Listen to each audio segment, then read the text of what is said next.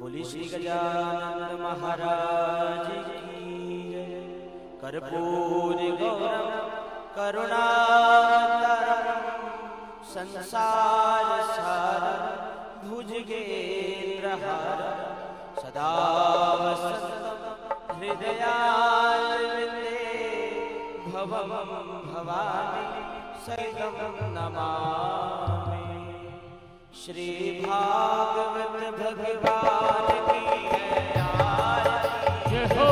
पापियों को वापसी है आरती। श्री भागवत भगवान की है आरती, पापियों को वापसी है आरती। श्री भागवत भगवान की है आरती, पापियों को वापसी है आरती।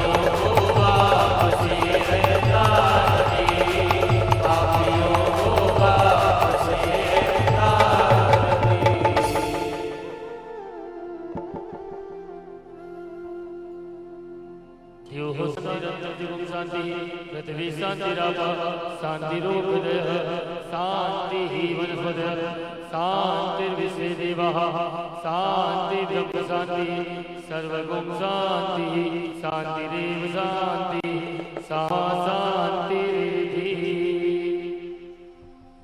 हर छाता लग गया नीर का आप गया शरीर का छाता लग गया नीर का आप गया शरीर का छाता लग गया केसर का नाम ले परमेश्वर का छाता लग गया केसर का नाम ले परमेश्वर का छाता लग गया चंद्रा नाम ले रघुनंदना छाता लग गया चंद्रा नाम ले रघुनंदना छाता लग गया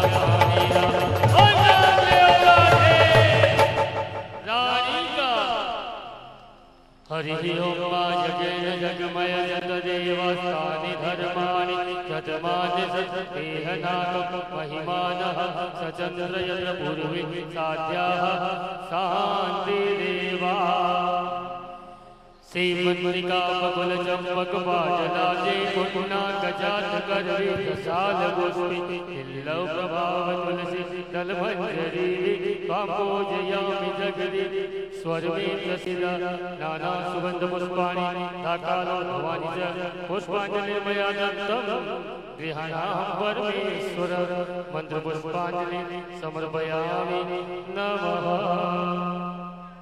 बोलिए कृष्ण कन्हैया की जय हो।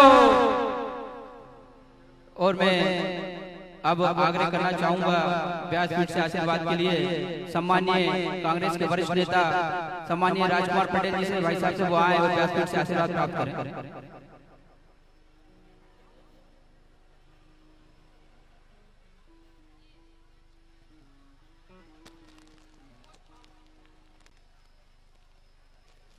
मैं आग्रह करना चाहूंगा भोजपाल महोत्सव मेले के अध्यक्ष श्री सुनील यादव जी से कि वो सपरिवार व्यासपीठ से आशीर्वाद प्राप्त करें। और मैं आग्रह करना चाहूंगा भोजपाल महोत्सव मेले के संयोजक सम्मानीय विकास वीरानी जी भाई साहब से सपरिवार व्यासपीठ से आशीर्वाद प्राप्त करें।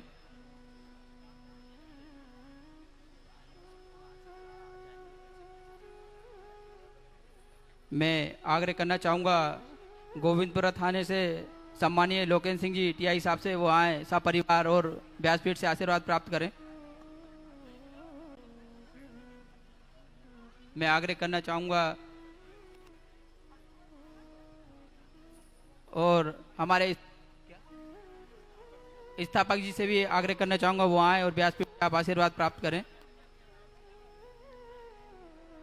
मैं आग्रह करना चाहूंगा सम्मानीय अमित अग्रवाल जी से वो आए और व्यासपीठ से आप आशीर्वाद प्राप्त करें।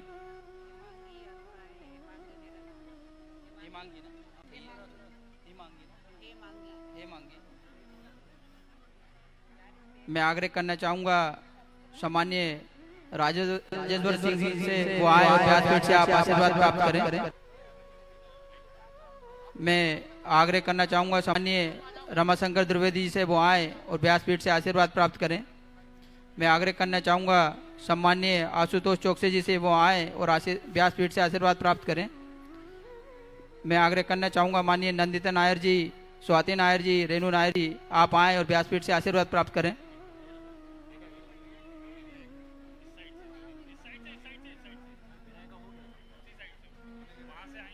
मैं आग्रह करना चाहूंगा सम्मानीय योगेश राठौर जी से वो आए और व्यासपीठ से आशीर्वाद प्राप्त करें।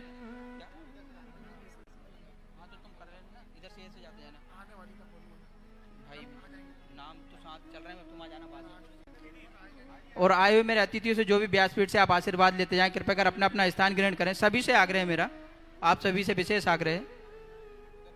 और मैं आग्रह करना चाहूंगा श्री मनोहर मेहरा जी से वो आए और व्यासपीठ से आप आशीर्वाद प्राप्त करें। मैं आग्रह करना चाहूंगा श्री छोटू पंडित मेहरा जी से वो आए, व्यासपीठ से आप आशीर्वाद प्राप्त करें।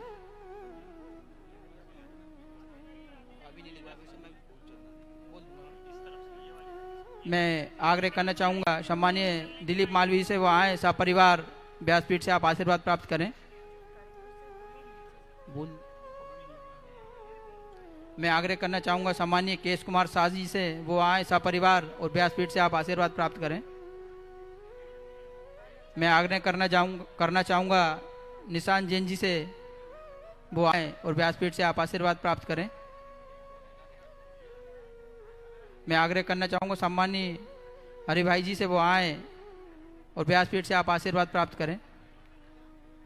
मैं आग्रह करना चाहूँगा सम्मानीय हिमांगी अरोरा जी से, वो आए और व्यासपीठ से आप आशीर्वाद प्राप्त करें।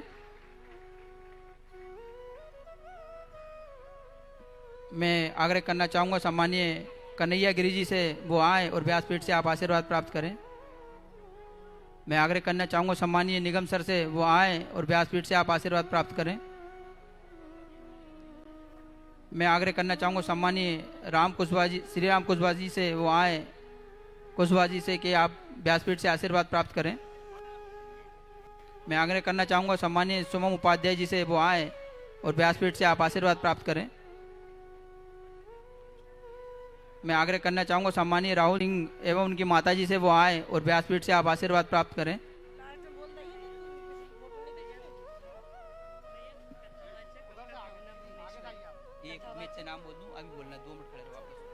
मैं आग्रह करना चाहूँगा सम्मानीय देवेंद्र चौकसी जी से एवं माता जी से, वो आए और व्यासपीठ से आप आशीर्वाद प्राप्त करें।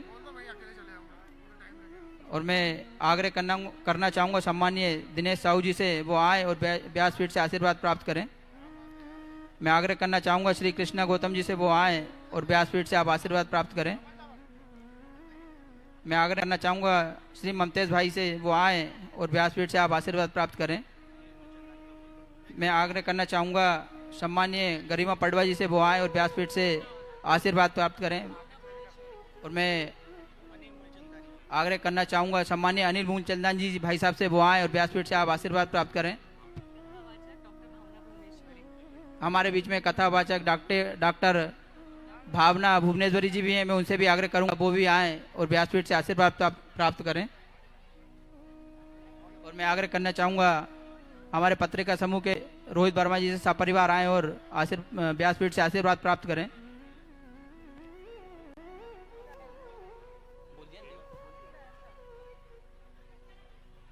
और मैं आग्रह करना चाहूँगा सोनिया दीदी से, वो भी आए और व्यासपीठ से आशीर्वाद प्राप्त करें।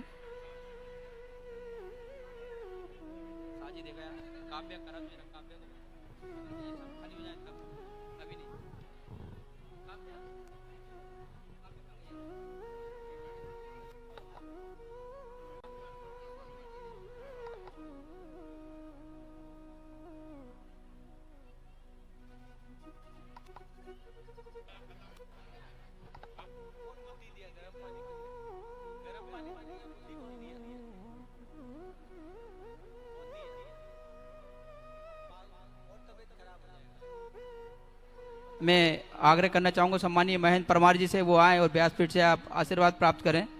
मैं आग्रह करना चाहूँगा सम्मानीय सुनील वैष्णव जी से, वो आए और व्यासपीठ से आप आशीर्वाद प्राप्त करें।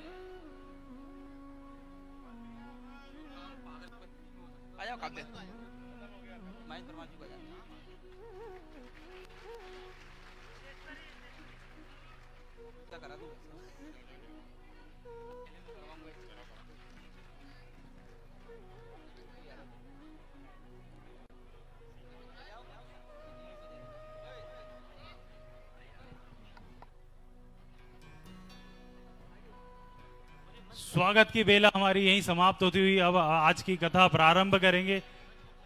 और सभी से मैं रिक्वेस्ट करूंगा कि सभी मंच से नीचे आ जाएं, आज की कथा प्रारंभ होने जा रही है।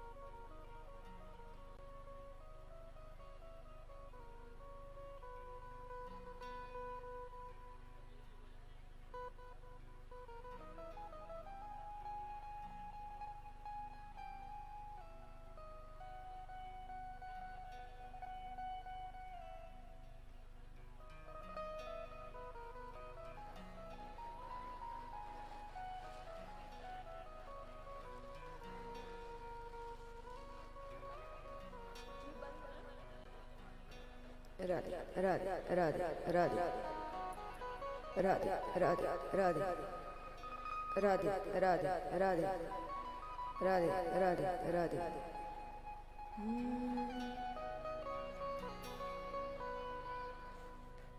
बोलिए गणेश जी महाराज की जय।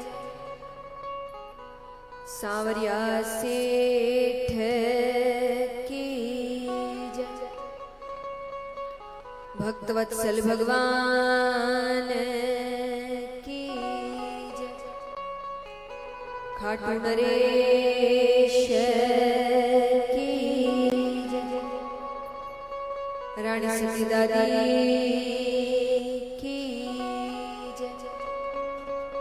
बालाजी महाराज की जय। बाबा भूतनाथ की जय। श्री सुखदेव मुनि महाराज की जय। श्रीमद् भागवत महापुराण की जय।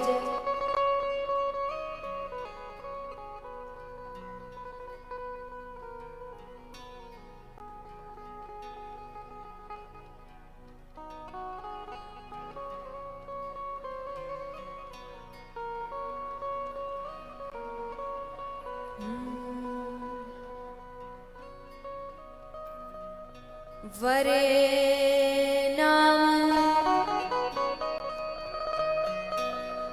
अर्थ संघाना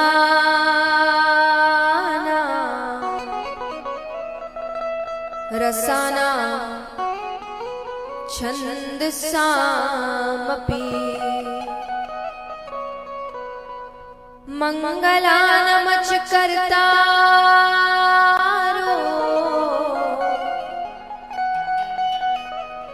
वंदे वाणी विनायको।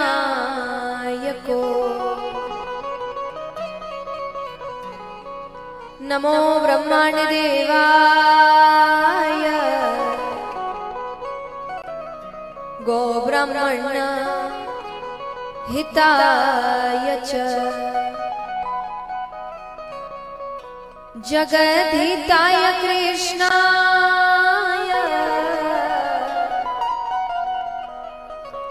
गोविंदाय नमो नमः।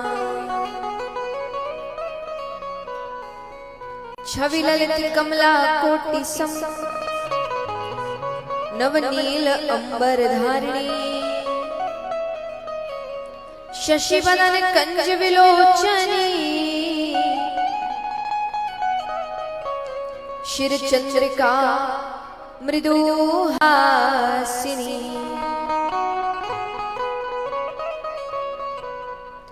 आनंद धन गोविंद मन मंदिर अनन्य निवासिनी घनश्याम धन हित चातकी घनश्याम धन हित मोरनी।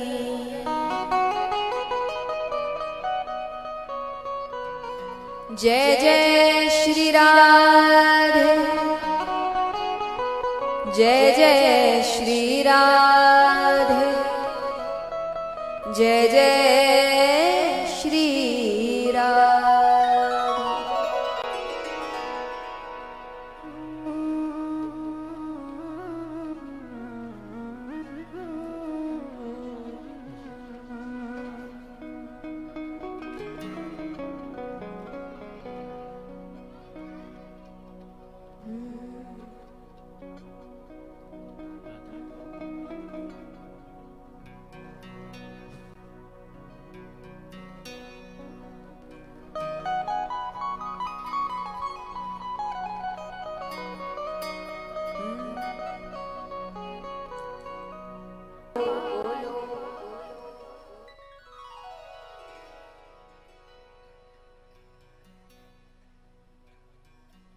आइए कथा आरंभ करते हैं,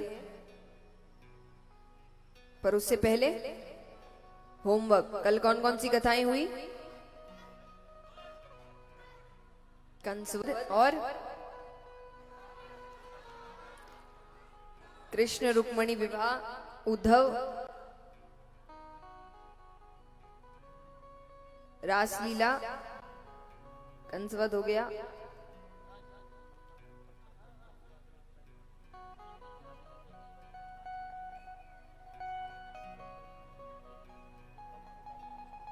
ऐसे अपने अपने नए शब्द बना के नई कथा बना लो। और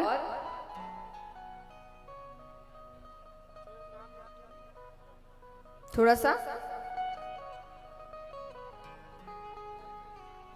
गोपी उद्धव संवाद, हाँ तो हो गया। और हो गया, एक ही बार बार घुमा फिरा के।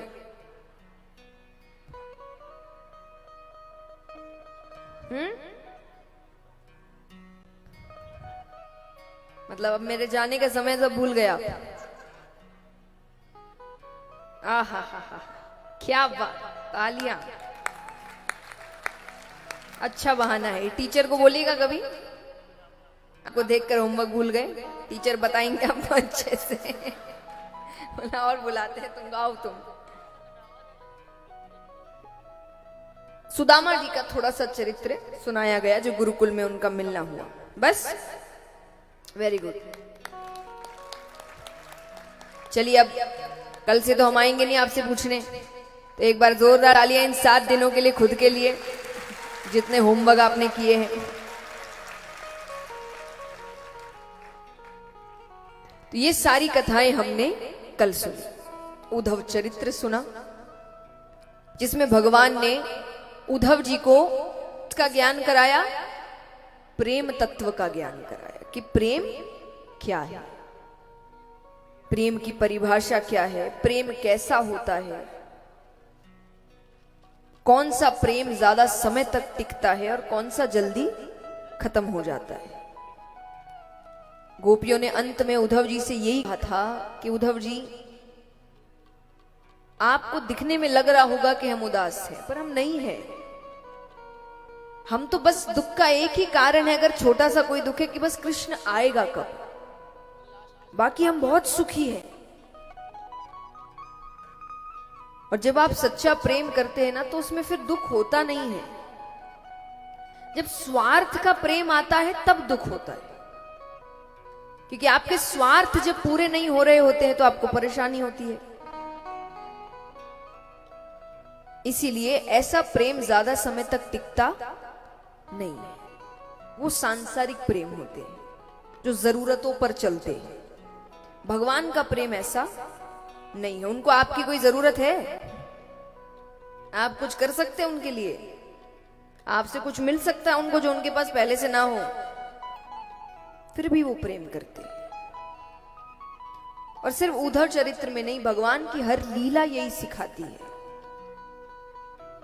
भगवान की कोई भी लीला उठाइए और साफ साफ भगवान ये भी जता रहे हैं कि हमारे लिए प्रेम का मतलब हमेशा पति पत्नियां, लड़के लड़की के बीच का प्रेम ही होता है। प्रेम हर रिश्ते में होता है। तो चाहे पति पत्नी के बीच का प्रेम है, भाई भाई के बीच का प्रेम है, भाई बहन के बीच का प्रेम है, मित्रों के बीच का प्रेम है, माता पिता संतान के बीच का प्रेम है, गुरु शिष्य के बीच का प्रेम है, ये सब तो प्रेम है। तो कोई भी रिश्ता तभी चलेगा जब उसमें प्रेम निस्वार्थ होगा, कि स्वार्थ नहीं है। तो भगवान यही समझा रहे हैं। और आज ऐसी कई और लीलाएं आएंगी। तो आइए आज के इस प्रसंग को एक बहुत सुंदर भजन के साथ शुरू करते हैं, ताकि हम प्रेम तत्व को अपने जीवन में ला सकें। कि सबसे ऊंचा प्रेम कौन सा है? निस्वार्थ। इस बात को लेकर जाइएगा अपने साथ। फिर अपने आप देखिए आपके रिश्ते कितने टिकते हैं, कितने अच्छे से रहते हैं। जब आप अपने स्वार्थ को अलग रहकर प्रेम करते हैं किसी से, तो वो प्रेम कितना सुंदर होता है।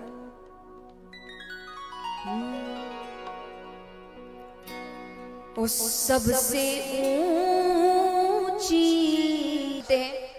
हमने कल भगवान कृष्ण रुक्मणी विवाह देखा, पर भगवान के कुल कितने विवाह माने गए हैं?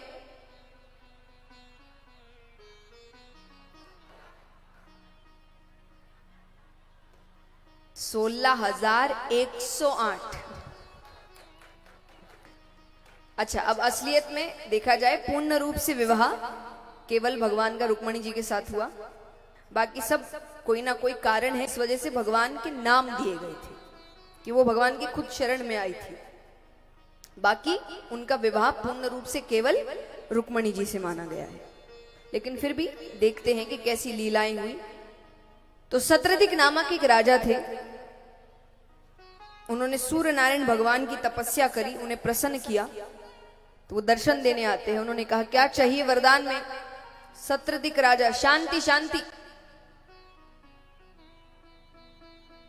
बात नहीं, सब बैठ जाएं। आज और आपको सबके साथ, फिर अपने घर पे अकेले ही बैठना है।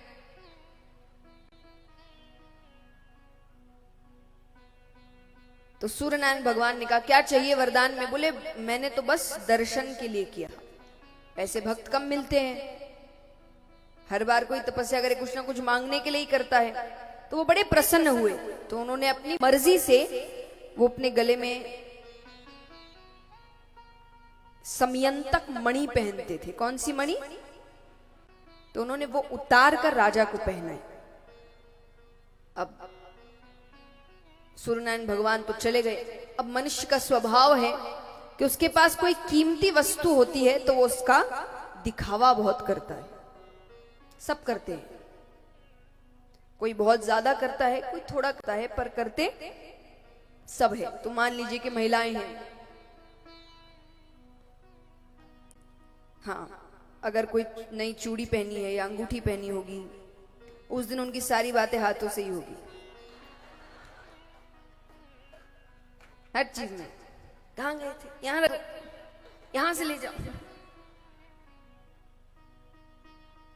अब पुरुष वर्ग है, ये मान लीजिए महंगे महंगे फोन खरीद रहे हैं, तो अगर आप पास नया फोन है और आसपास लोग दिखते हैं, तो ना फोन आया होता है ना मैसेज आया होता है, जबरदस्ती जेब से निकाल के सामने वाला देखेगा ये हाथ में, अच्छा। तो यानी दिखावा सब करते हैं, सब अपने अपने हिसाब से, अपनी अपनी चीजों के हिसाब से, उनको जो पसंद है उसके ऊपर, पर दिखावा सब करते हैं। तो अब राजा भी वो मणि हर जगह पहन कर जा रहे हैं, और जैसे उसको आसपास लोग दिखे वो बार बार मणि को ठीक करने लगे, सीधा करे उल्टा करे, सीधा करे उल्टा करे। इतना करेगा तो किसी की भी नजर पड़ेगी, और नजर पड़े तो वो मणि इतनी सुंदर कि लोग उसकी तारीफ करते कि कितनी सुंदर है ये। तारीफ करते तो उसको बड़ी खुशी मिलती। एक बार वो किसी सभा में गए, वहां भगवान भी आए हुए थे, क्योंकि भगवान भी अभी लीलाएं कर रहे हैं, भगवान भी राजा हैं, तो भगवान भी आए वहां पर। अब बाकी सब तो उसके दिखावे के झांसे में आ रहे थे, तारीफ, भगवान को हंसी आ रही थी कि कितनी मूर्खता है ये। एक होता है दिखावा ऐसी चीज का करना जो आपने खरीदी है या कोई सांसारिक चीज है, एक है देवता की मणि है, वो एक आशीर्वाद है, उसको संभाल के रखना चाहिए था, और ऐसे दिखावा हो रहा है। तो भगवान को उसकी मूर्खता पर हंसी आ गई। भगवान हंस दिए तो उसने देख लिया, उसको अच्छा नहीं लगा, उसको लगा कि ये कृष्ण मुझसे जल रहा है। हर किसी को नहीं पता था ना कि वो भगवान है, तो कईयों को लगता था, तो उनको लगता है कि ये जल रहा है मुझसे, पर बात आई गई हो गई। अब एक दिन राजा के भाई वो मणि पहनकर शिकार खेलने जाते हैं, वहां पर एक शेर का सामना होता है, शेर ने उनको मार दिया, वो मणि लेकर वो जा रहा है। वो शेर कुछ दूर गया कि उसका सामना एक रीछ से होता है, रीछ ने शेर को मार दिया, वो मणि लेकर चला गया, उसने अपने बच्चों को खिलौना स्वरूप वो मणि दी। अब यहां पर राजा को पता चलता है, वो पहुंचते हैं, भाई का शरीर तो मिल गया पर मणि गायब है। उनके साथ जो लोग आए थे उन्होंने कहा कि जानवरों को मणि से क्या लेना देना, जरूर किसी ने मौके का फायदा उठाया है, चुराई होगी किसी ने। अब वो कहे कौन चुराएगा? बोले आप कोई दुश्मन हो या जिसको वो मणि से थोड़ी उसने अटपटी हरकत की हो, किसने की? याद करिए, आप मणि को देखकर किसी ने कोई हरकत करी। हरकत तो एक ही ने करी थी। तो उन्होंने भगवान का कि कृष्ण उस दिन मुझ पर हंस रहा था, भगवान के दुश्मन कम नहीं है। तो उन्होंने कहा अरे वही चोर है, उसी ने चुराई है उसका। अरे वो जाओ ब्रज में, वो तो प्रसिद्ध है इस नाम से। भगवान तक बात पहुंची। भगवान कहते वहां तो चोरी करता था, चोर नाम पड़ा था, यहाँ बिना चोरी किए नाम पड़ गया। तो भगवान जंगल आते हैं, भगवान देख रहे हैं कि जहां उसके भाई का शरीर पड़ा है वहां से शेर के पैरों के निशान जा रहे हैं। भगवान उसके पीछे जाते हैं, रीछ के पैरों के निशान शुरू होते हैं। भगवान उस गुफा तक पहुंचते हैं कि दूर से वो मणि चमक रही है। अच्छा, ये रीछ और कोई नहीं जामवंत जी थे। जानते हैं ना जामवंत जी को? हाँ कि ना? कौन थे?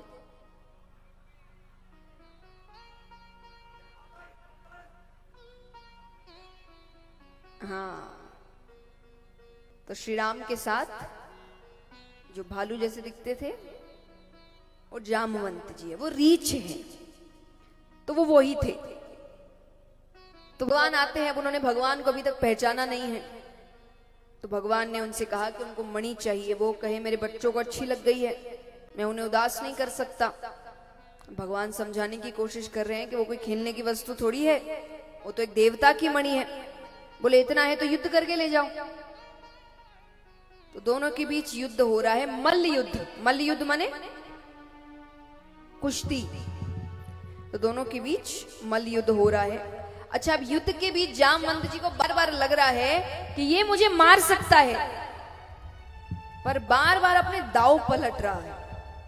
यानी भगवान ऐसे कई दाव खेल रहे हैं कि भगवान एक झटका देंगे और इसकी मृत्यु हो जाएगी, पर भगवान बार बार अपने दाव पलट दे या दिखा दे मानो उनका हाथ फिसल गया। उसको समझ आ रहा है कि नाटक कर रहा है, पर मारने को ये मुझे अभी मार दे, इतना शक्तिशाली है ये। जब बहुत समय हो गया तब भगवान ने धनुष उठाया।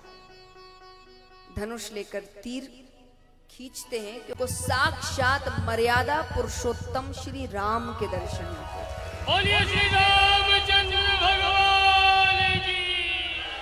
अब राम जी के दर्शन होते ही तो उसने पैर पकड़ लिए, प्रभु मैंने आप पर हाथ उठाया। भगवान कहते नहीं, मैंने ये तुम्हें करवाया। बोले क्यों करवाया? बोले क्योंकि रावण वध के बाद सब बड़े प्रसन्न थे सिवाय तुम्हारे। तो मैंने तुमसे कहा तुम्हें प्रसन्नता नहीं है, तो तुमने कहा कि रावण बहुत बलशाली था, मेरी इच्छा थी मैं उससे मल्लयुद्ध करता, पर मेरी इच्छा तो इच्छा ही रह गई। तब मैंने तुम्हें वचन दिया था कि तुम्हारा युद्ध में रावण से भी ज्यादा बलशाली पुरुष के साथ कराऊंगा। तो मैंने अपना वचन पूरा किया। तो भगवान से वो मल्लयुद्ध करते हैं। भगवान कहते अब तो मणि दे दो। जामवंत जी कहते एक ही शर्त पे दूंगा। हर बार हमने आपकी बात मानी है, इस बार आपको हमारी बात माननी पड़ेगी, तभी मणि मिलेगी। बोले क्या? बोले आपको मेरी बेटी से शादी करनी पड़ेगी। भगवान कहते मेरी शादी हो चुकी है। बोले आपने कौन सा यहां मर्यादा पुरुषोत्तम होने का व्रत लेकर रखा है? श्री राम मर्यादा पुरुषोत्तम है, यानी वो हर काम नियम के अंदर रहकर करते हैं। अब श्री कृष्ण जिस समय तब राजाओं की बहुत शादियां होती थी तब, पर फिर भी भगवान कहते कि मेरी शादी हो गई। पर वो कहे आपने यहाँ कौन सा मर्यादा पुरुषोत्तम होने का व्रत लेकर रखा है? एक हो गई, एक और सही। अगर आप कहें मेरी बेटी में मनुष्य वाली सुंदरता नहीं है, तब बात अलग है। भगवान कहते हैं मेरे लिए सब सुंदर है, क्योंकि सबको मैंने बनाया है। मैं कोई खराब चीज बना नहीं सकता। ये तुमने बना दिया कि सुंदरता का एक रूप होता है। अगर सुंदरता का एक रूप होता तो मैं सबको एक जैसा बनाता, पर हर व्यक्ति अपने आप में सुंदर है, इसलिए हर व्यक्ति अपने आप दूसरे से अलग दिखता है। आप सच में देखें तो यहां हर व्यक्ति एक दूसरे से अलग दिखता है। तो भगवान कहते सुंदरता का एक रूप तो तुमने बना दिया कि इसको सुंदर बोलते, बस ये मैंने नहीं बनाया था। भगवान का विवाह जामवंती के साथ होता है। सत्रदिक राजा के पास जाते हैं, उन्होंने उनको मणि वापस करी। राजा ने कहा कि मैं माफी मांगता हूं। भगवान कहते मैंने माफ किया। बोले ऐसे नहीं, उनकी बेटी भगवान को पसंद करती थी, तो उन्होंने कहा आपको मेरी बेटी के साथ विवाह करना पड़ेगा। तो भगवान का विवाह सत्यभामा के साथ हुआ। इस प्रकार कालिंदी, सत्या, श्रुति, वृंदा, लक्ष्मणा 8 विवाह हुए भगवान के। बाकी बचे कितने?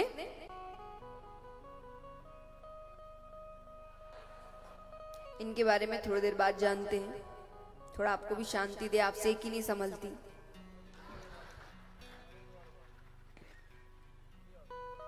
अब चलते हैं सुदामा जी के पास।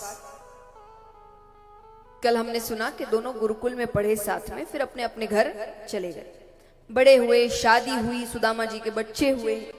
उसके बाद उनके जीवन में दरिद्रता आई, और दरिद्रता ऐसी कि उनके घर में अन्न का दाना नहीं था, बच्चे भूख से तड़प रहे हैं। तब पत्नी ने हार कर कहा कि आपने एक बार मुझसे कहा था कि श्री कृष्ण आपके मित्र थे, आप उनके पास क्यों नहीं जाते, वो कुछ तो मदद करेंगे। सुदामा जी कहते मैंने स्वार्थ की मित्रता नहीं करी, मैं जानता हूं वो कहाँ रहता है, पर मैं इतने समय से उससे मिलने नहीं गया, और आज मुझे दिक्कत आई है तो मैं मांगने चला जाऊं, वो भी यही सोचेगा मिलने तो नहीं आया आज तक। तब पत्नी ने कहा ठीक है, मांगने मत जाओ, मिलकर आओ। कुछ मत कहना उनसे कि हम कैसे हैं, बस कहना गुजरा था, सोचा मिलता जाऊं, बहुत समय हो गया। अब देखो, अब ऐसे जाएंगे तो अब अगर साधारण रूप से किसी के घर जाते हैं तो हमारी संस्कृति कहती है कि उसके घर खाली हाथ नहीं जाते। खुद के घर में अन्न का दाना नहीं है, पत्नी ने कैसे तैसे इधर उधर से इकट्ठा करके एक छोटी सी चावल की पोटली तैयार की, ये जाकर उनको देना। सुदामा जी जाते हैं। आइए, बहुत सुंदर प्रसंग।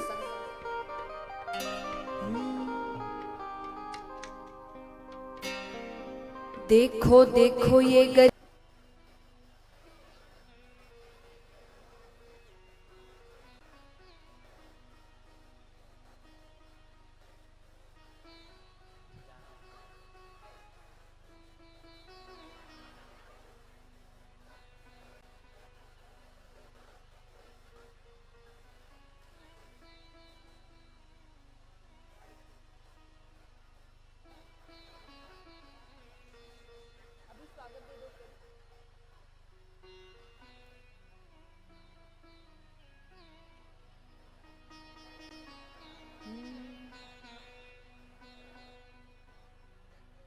बोलिए कृष्ण कन्हैया लाल की।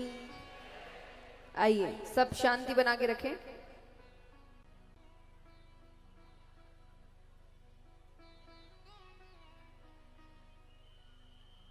इस प्रकार भगवान सुदामा जी को उनके सुख के दिन वापस करते हैं। अब यहां पर वापस चलते हैं जरासंध की ओर। जरासंध कौन है? कंस के ससुर। नहीं, पहले भगवान के विवाह 16,100। तो भौमासुर नामक एक दैत्य थे, उन्होंने अलग अलग राज्यों से 16,100 राजकुमारियों को अपने बंदी गृह में रखा था। तो वो सब भगवान से प्रार्थना करती थी कि भगवान उनकी सहायता करे। तो भगवान ने नारद जी को भेजा कि आप उससे कहिए या तो वो राजकुमारियों को छोड़ या तो मुझसे युद्ध करना पड़ेगा। तो नारद जी जाते हैं, तो उसने कहा, भौमासुर कंस का मित्र था, तो उसने कहा कृष्ण से कहना मुझे कंस ना समझे, वो यहां आएगा तो जीवित वापस नहीं जाएगा। नारद जी कहते वो तो देखेंगे कौन जीवित है और कौन नहीं। विनाश काले विपरीत बुद्धि।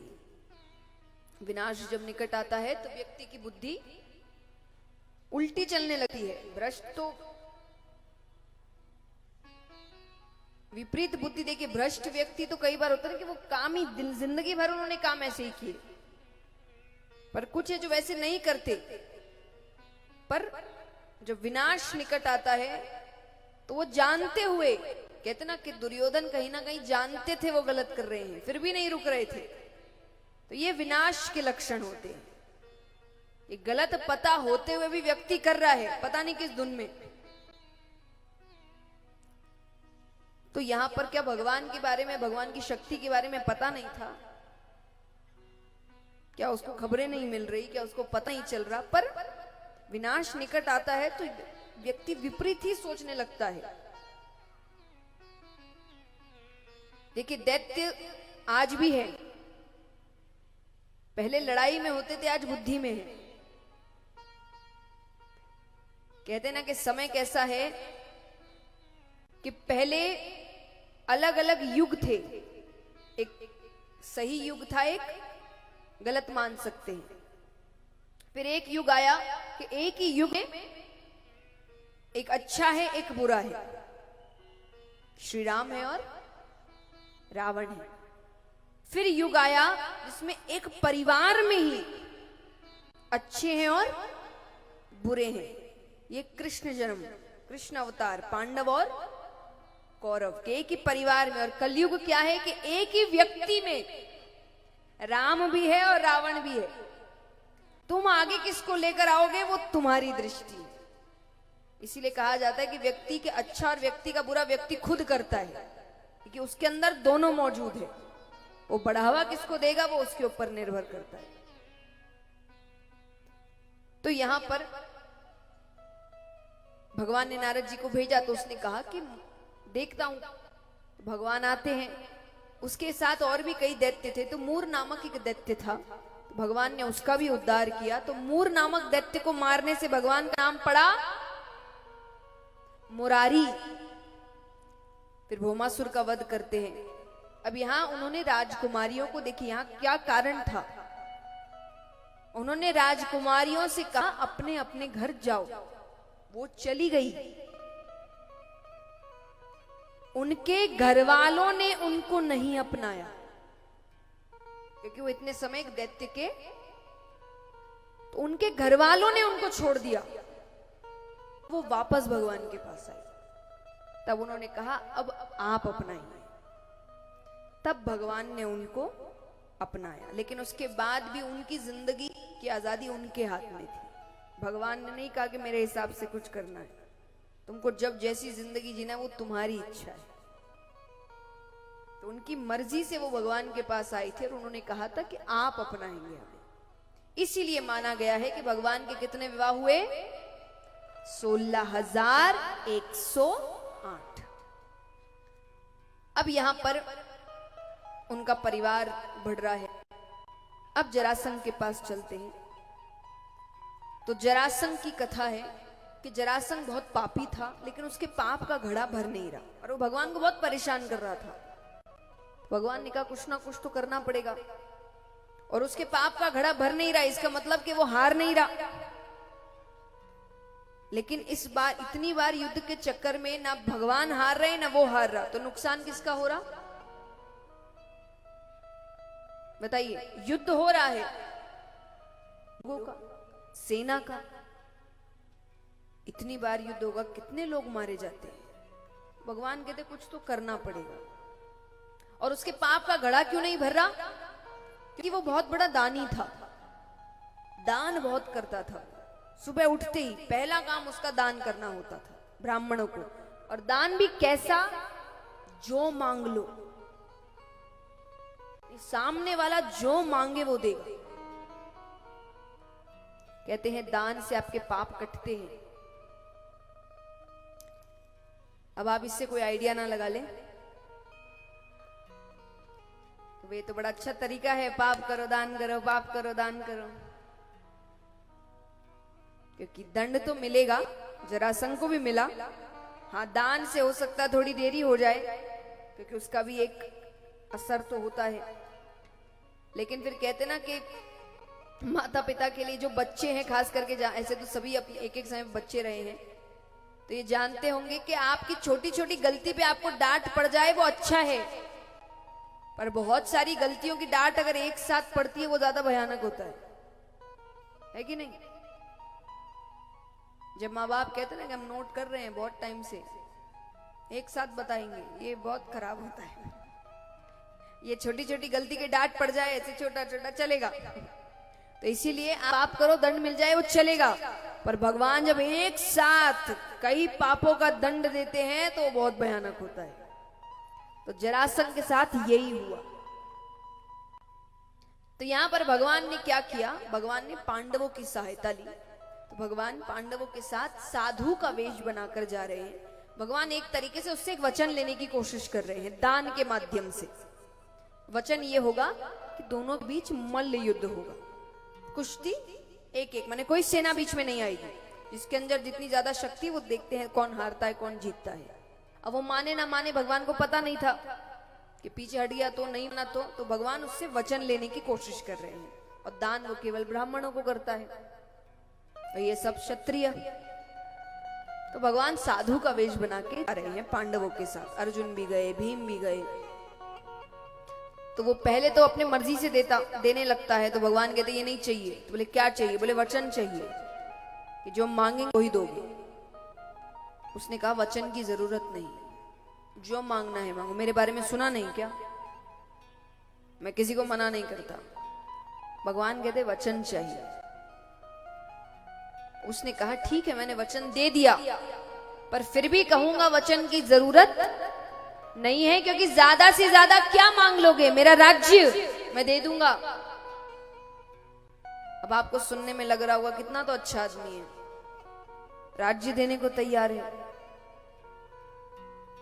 तो वो कहता है कि ज्यादा से ज्यादा क्या मांगोगे? मेरा राज्य मैं दे दूंगा, क्योंकि मुझे मेरी शक्ति पर इतना भरोसा है कि सुबह तुमको राज्य देकर शाम को युद्ध करके वापस ले लूं।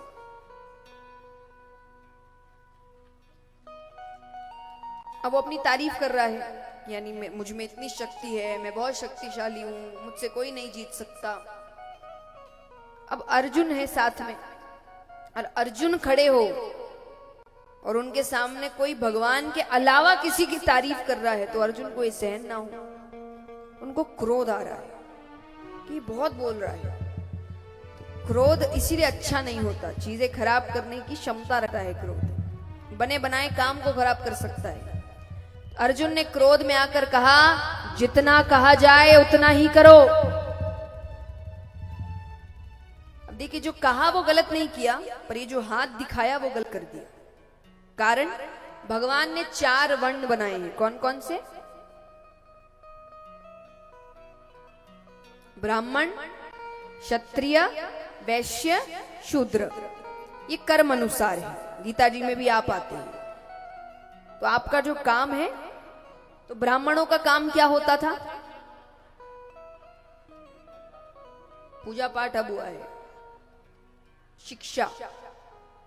इसीलिए उनको इतना ऊंचा स्थान दिया गया है, क्योंकि आपके गुरु सबसे ऊंचे होते हैं, सबसे ऊपर होते हैं। आइए सब शांति से बैठ जाएं।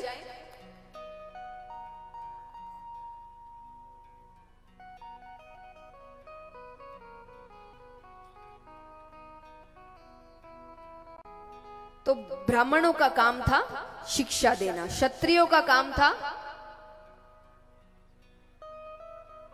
रक्षा करना। रक्षा करना, वो राजा बनते थे, तो राजा का मतलब सिर्फ ऐश्वर्य नहीं होता, युद्ध भी होता है। और राजा की कितनी आयु होगी किसी को नहीं पता, एक युद्ध में गए बच्चे, कुछ नहीं पता। ये रक्षा करना। वैश्य का कार्य था व्यापार करना, शूद्र का कार्य था सेवा करना। अच्छा, अब एक और बात, ये चारों वर्ण सिर्फ अपने लिए काम नहीं करते थे, सबके लिए काम करते थे। तो ब्राह्मणों का काम था समाज में शिक्षा होनी चाहिए, सब शिक्षित होने चाहिए। क्षत्रियों का काम था रक्षा सबकी करेंगे, वो ऐसा नहीं इसकी करेंगे उसकी नहीं करेंगे, वो सबकी रक्षा करते थे।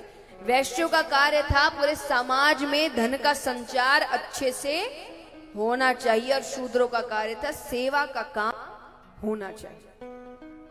आगे जाके चीजें बिगड़ी है, भगवान ने बहुत सही रूप में चीजें बनाई थी। तो यहां पर लेकिन उस वक्त सब अपना अपना ही काम करते थे। तो यानी ब्राह्मण युद्ध नहीं करेंगे, क्षत्रिय पढ़ाएंगे नहीं, तो इसलिए पता चलता था। तो कुछ ऐसे तरीके होते थे कि समझ आ जाता था ये ब्राह्मण है, ये क्षत्रिय है। तो क्षत्रिय का कैसे पता चलता था? हर क्षत्रिय के अंगूठे पर एक निशान होता था, वो प्रत्यंचा चढ़ाने की वजह से होता था। क्षत्रिय है तो युद्ध करेगा, युद्ध करेंगे तो धनुष इत्यादि का काम होगा। सबके अंगूठे पर एक निशान होता है। अर्जुन ने कहा जितना कहा जाए उतना ही करो। जरासंध की नजर उसके अंगूठे पर पड़ती है। वो भी क्षत्रिय है। वो कहे तुम ब्राह्मण नहीं हो,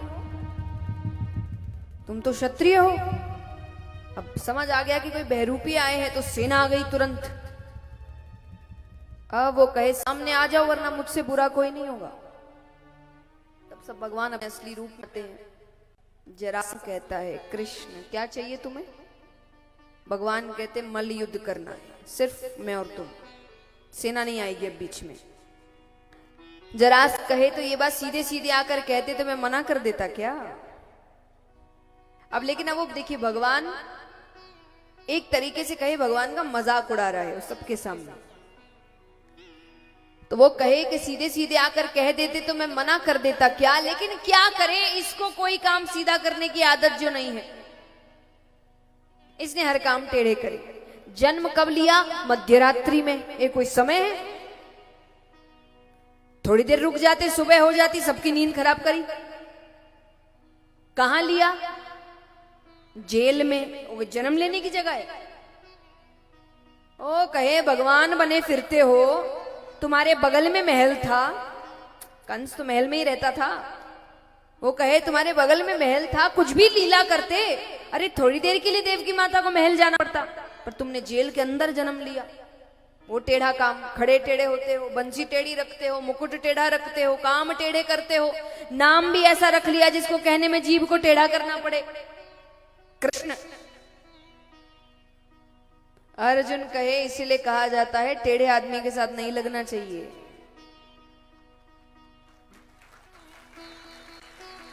भगवान कहते हैं मेरी तारीफ हो गई तो युद्ध करे।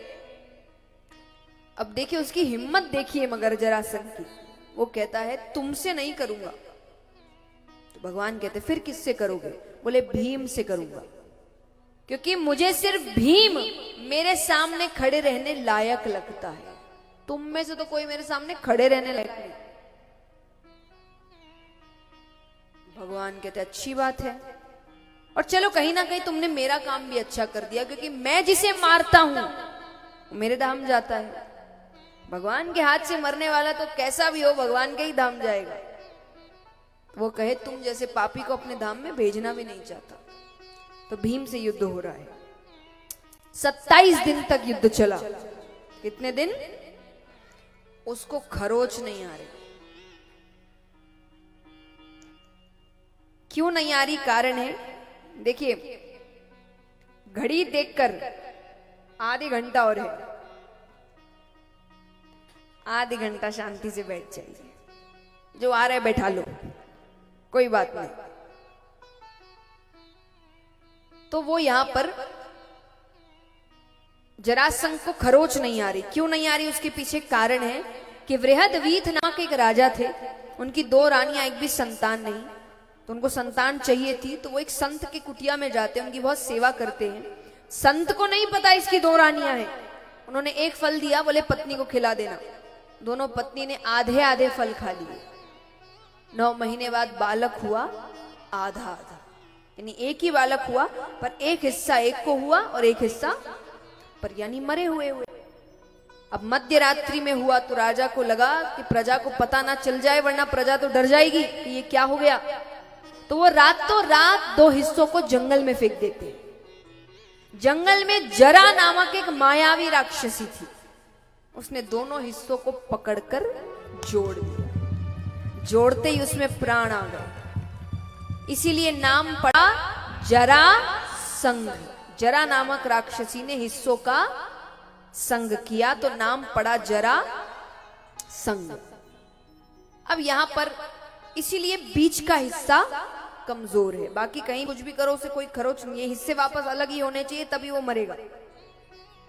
तो भगवान ने भीम को कहा कि कल मुझ पर नजर रखना, मैं कुछ इशारे करूंगा। बोले ठीक है। अब यहां पर भीम युद्ध कर रहे हैं तो भगवान की ओर देखते हैं, तो भगवान ने एक छोटी सी टहनी उठाई, उसको बीच से पकड़कर चीर दिया। भीम तुरंत सर घुमाते हैं, पैरों को पकड़ते हैं और दोनों पैरों को पकड़कर चीर देते हैं। फेंक दिया, वो फिर जुड़ गए। वो फिर भगवान की ओर देखे, भगवान के पहले ही देख लो पूरा, इतना सर घुमाने की जल्दी है। भगवान ने टहनी उठाई, उसको बीच से चीरा और दो विपरीत दिशाओं में फेंका।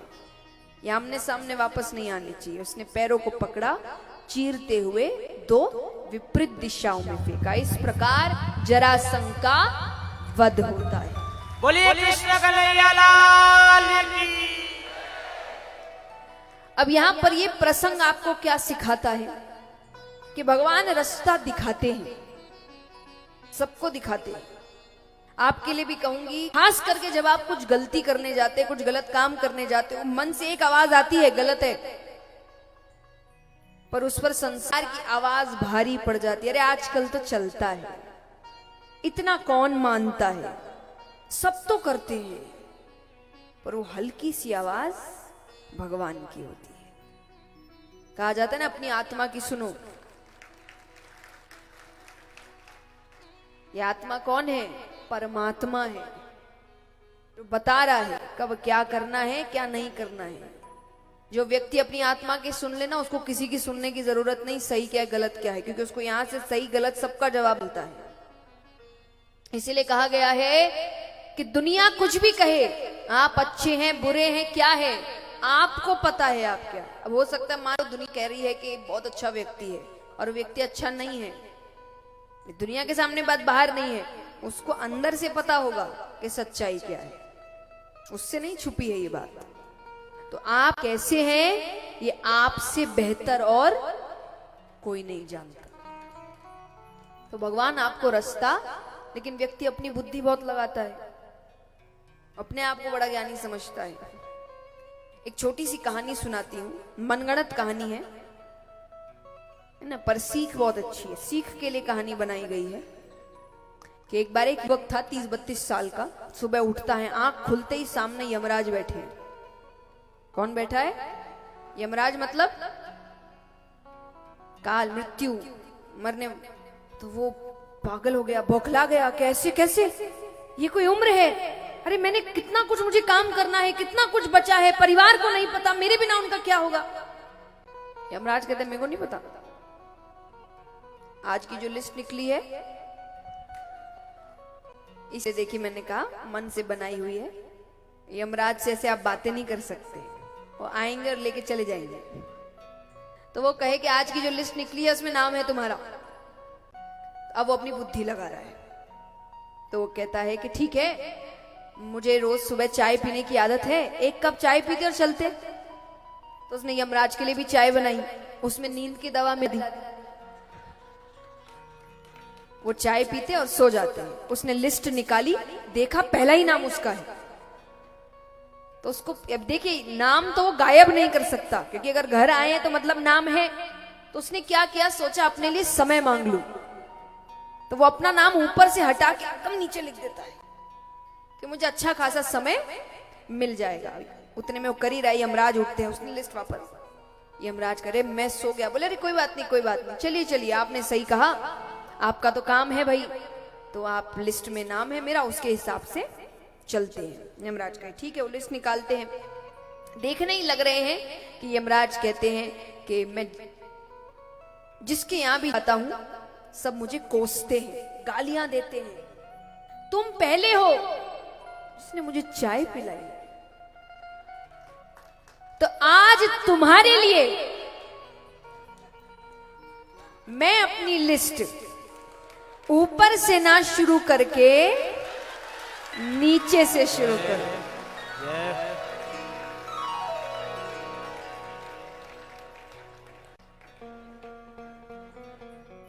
मर गया वो, अब ऊपर जाता है, भगवान मिलते हैं। अब सुनो, ये है सीख, इसके लिए कहानी बनाई थी। तो ऊपर जाता है तो भगवान उससे कहते हैं कि तू करता वही है जो तू चाहता है, कि तू करता वही है जो तू चाहता है, पर होता वही है जो मैं चाहता हूं।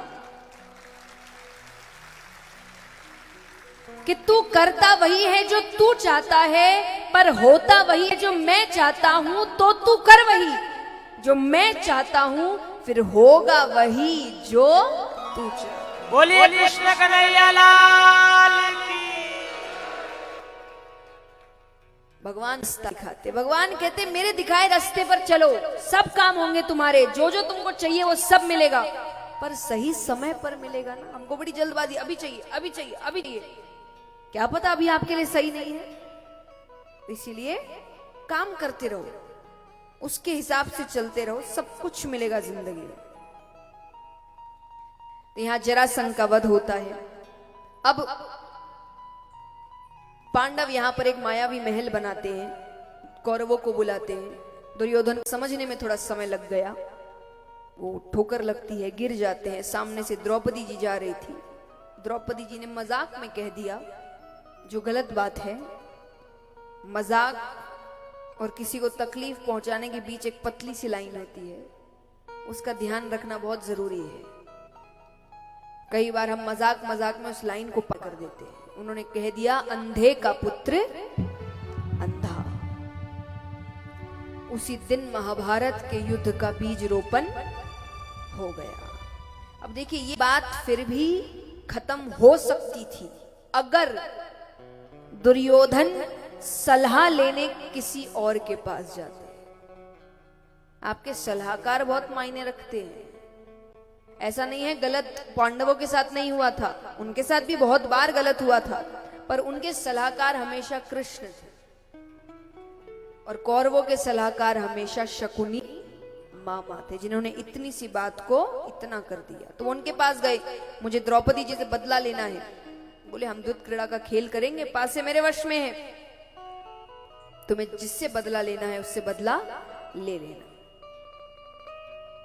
भगवान को बुलाया नहीं गया उस वक्त, क्योंकि पांडव भी जानते थे भगवान ये खेल कभी होने ही नहीं देते, तो उनको अंदर नहीं बुलाया, क्योंकि उनके सामने ना तो वो खेल कभी खेल पाते, और खेलने की कोशिश भी करते तो भगवान बंद करवा देते। तो भगवान को नहीं बुलाया गया था। तो यहां पर खेल आरंभ होता है। धीरे धीरे पांडव अपना सब कुछ हार गए। अंत में कहा कि हमारे पास कुछ और बचा नहीं। कौरव कहे, ऐसे कैसे नहीं बची, अभी तो द्रौपदी बची है। देखिए, एक प्रसंग में कहना चाहूंगी, और ये मैं कहीं से ये नहीं कह रही कि जो हुआ वो गलत नहीं हुआ। बहुत गलत माने गलत तो बहुत छोटा शब्द है, अपराध हुआ है, पाप हुआ है। लेकिन जब इसको एक अलग दृष्टि से मोड़ा जाता है, कि जब द्रौपदी जी के इस प्रसंग को ये कहकर बताया जाता है कि द्रौपदी जी को इसलिए दांव पे लगाया गया क्योंकि औरत को अपनी संपत्ति माना जाता है। मुझे कहीं और का नहीं पता, वहां तो नहीं माना जाता। क्यों? क्योंकि जो बड़े होते हैं उनकी बात सब सुनते हैं। तो यहां पर युधिष्ठिर ने सबको दांव पे लगाया था, एक एक पांडव दांव पे लगा था। तो औरत आदमी वाली बात यहां नहीं थी, एक एक पांडव दांव पे लगा था। सब हार गए थे, लेकिन परिवार तो एक ही है, वो भी उन्हीं में आती है। तब उन्होंने कहा कि जब तुम हार गए हो, तुम्हारे परिवार से तो एक अभी बच्चा है। तो यानी सारे पांडव दांव पे लगे थे, सबको युधिष्ठिर हारे थे। उसके बाद द्रौपदी जी का नाम आया था। लेकिन जो भी हुआ बहुत गलत हुआ। उस वक्त वो रजस्वला अवस्था में थी, अपने कमरे में आराम कर रही है, उसको कई दिनों तक बाहर नहीं आना है, तो वो उन वस्त्रों में भी नहीं है। दुर्योधन ने दुशासन को भेजा, उनके केशों को पकड़कर लाया जाता है, साड़ी खींचने को कहा। वो सबसे मदद मांगती है। वहां सब बैठे हैं, देखिए वहां इतने बड़े बड़े लोग बैठे हैं, और इतने बड़े बड़े जिन्होंने अपनी जिंदगी में बहुत अच्छे काम भी किए हैं, भीष्म पितामह, द्रोणाचार्य, कृपाचार्य, लेकिन सबकी मृत्यु देखिए आप। क्या कारण हो सकता है कि आज सब चुप बैठे हैं? उसने सबसे मदद मांगी, कोई तो मेरी मदद करो। साड़ी खींचने लगते हैं, कुछ देर तो अपने मुख में दबा कर रहती है, पर कितनी देर? दुशासन बहुत शक्तिशाली है। तब उसने दोनों हाथ ऊपर उठाए, दोनों हाथ ऊपर उठाकर कहती है, हे परम पिता परमेश्वर मेरी रक्षा करो, हे द्वारिका के नाथ मेरी रक्षा करो, हे द्वारिकाधीश मेरी रक्षा करो। उसके बाद जो साड़ी बढ़ती है, कपड़ों का पहाड़ लग गया, पर द्रौपदी जी के शरीर से वो साड़ी हटी नहीं है। बोलिए द्वारिकाधीश भगवान की। अब इसका बदला ही महाभारत है। कहते हैं ना कि हम उस संस्कृति से आए हैं जहां स्त्री के अपमान के बदले महाभारत का युद्ध किया गया था। लेकिन ये सब बाद में, पहले पांडवों को वनवास होता है, 1 साल का अज्ञातवास होता है, वापस आते हैं। दुर्योधन ने कहा उनके राज्य को वापस करने, दुर्योधन कहे युद्ध करो और ले जाओ। तब भगवान शांति दूत बनकर आते हैं। भगवान दुर्योधन को समझाने की बहुत कोशिश करते हैं कि बहुत बेगुनाह मारे जाएंगे। सोचिए, पूरे राज्य पे उनका हक है, पर वो भगवान को कितना मानते हैं कि भगवान के कहने पर वो राजी हो गए पांडव, कि भगवान कह रहे हैं राज्य मत दो, 5 पांडव है ना, 5 गांव दे दो, वो उसी में सब चला ले। क्योंकि उनको पता था कि पांडवों में इतनी शक्ति है, इतना ज्ञान है, इतनी समझदारी है कि 5 को वो 500 खुद कर लेंगे। यही तो गुणी व्यक्ति होता है, उसको सब कुछ नहीं चाहिए, उसको थोड़ा भी मिल गया उसके बाद वो सब कुछ बना ही लेगा। विदेश के कोई बहुत बड़ा व्यक्ति है, उसने अपनी पूरी जायदाद दान कर दी है मरने के बाद। यानी जो विल लिखते हैं ना, उसमें लिख दिए कि मेरे मरने के बाद मेरे बच्चे को कुछ भी नहीं मिलेगा। और फिर उससे जब पूछा गया कि आपने ऐसा क्यों किया, सब तो वो कहते हैं कि अगर वो सही होगा तो जितना पैसा मेरा है उससे कहीं ज्यादा खुद बना लेगा, और अगर सही नहीं होगा तो जितना मेरा है उसको भी डुबा देगा।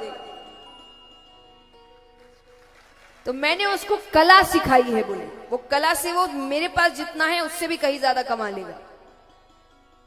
तो भगवान भी यहां आज 5 गांव देना, पांडव लड़ सकते थे कि क्या बात है, बोले राज्य पे हमारा हक है, आप कैसे बोल रहे हैं 5 गांव। पर उनको पता था कि भगवान किस विश्वास के साथ बोल रहे हैं। तो भगवान ने कहा 5 पांडव 5 गांव दे दो। दुर्योधन कहे सुई भर भूमि ना दूं।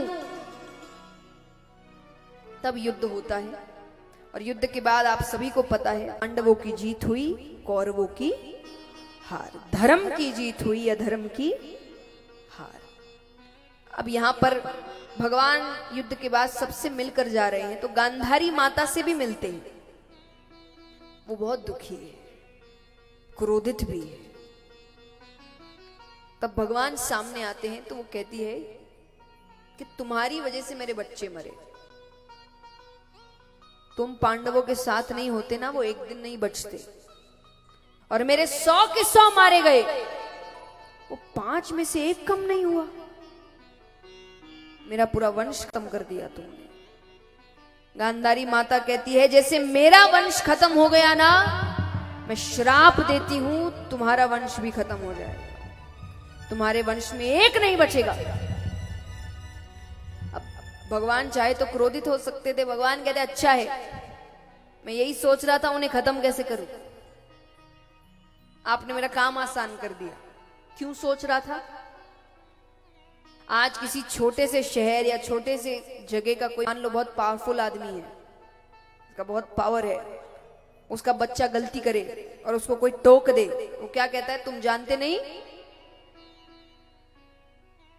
ये तो आपने सभ्य तरीके से बोला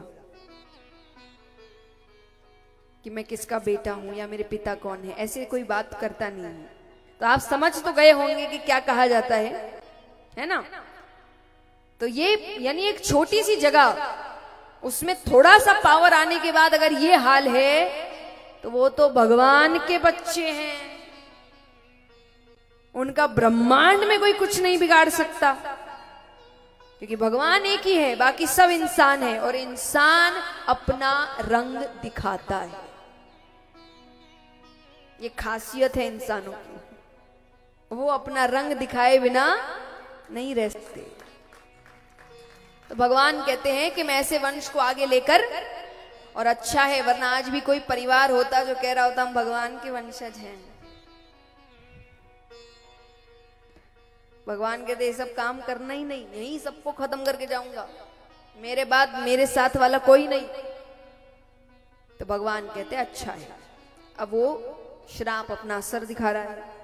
तो यहां पर भगवान के पुत्र पौत्र इत्यादि बहुत हुए।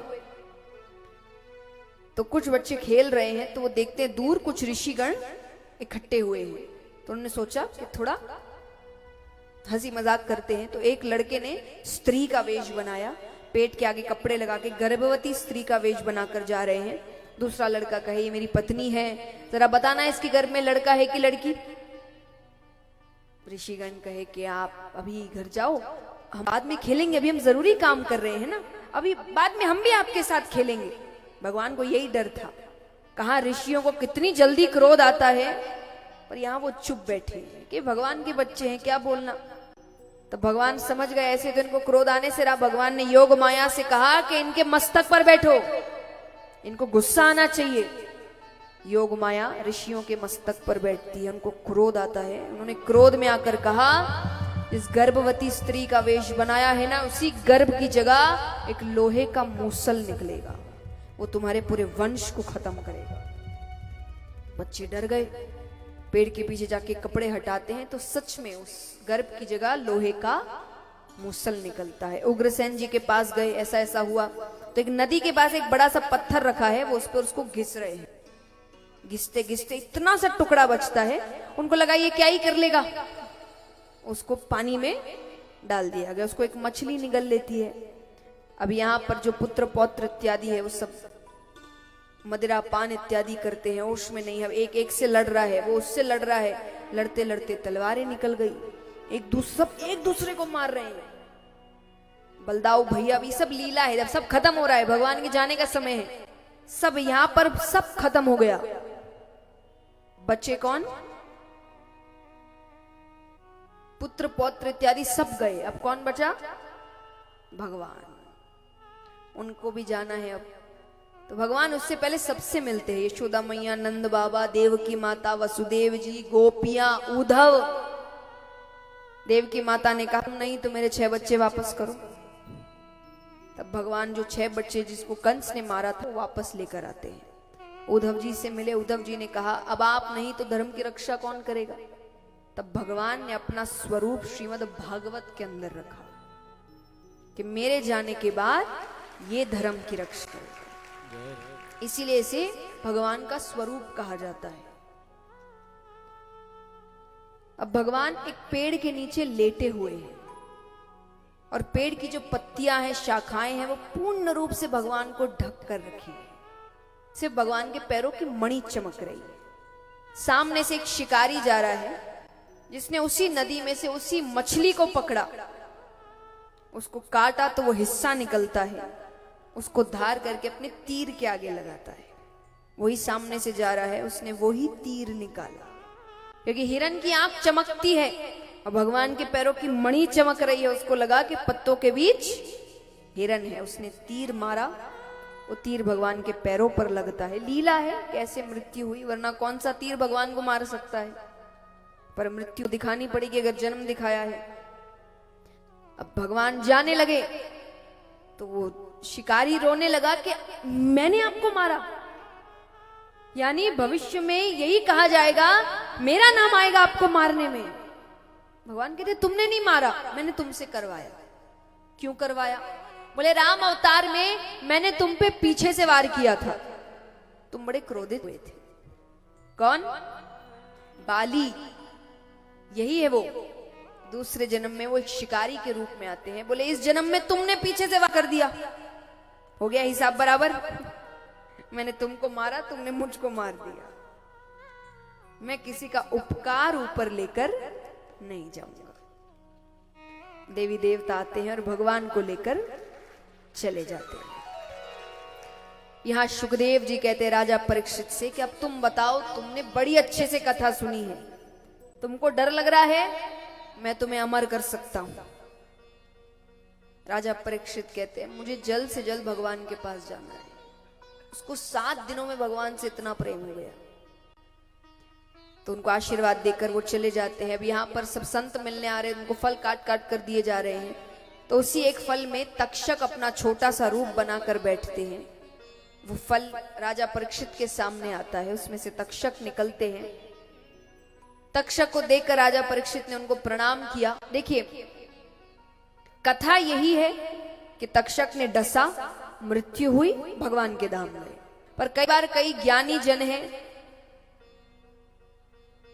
कई बार कई ज्ञानी जन होते हैं, संत इत्यादि, जो आपको गूढ़ रहस्य बताते हैं।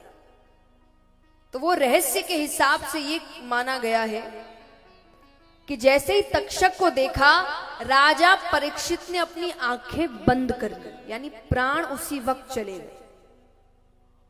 भगवान ने इतनी कृपा करी कि तक्षक ने एक मरे हुए शरीर को डसा, जीवित शरीर को भगवान ने डसने तक नहीं दिया। लेकिन जो तक्षक डसते हैं और राजा परीक्षित की आत्मा भगवान में लीन हो जाती है।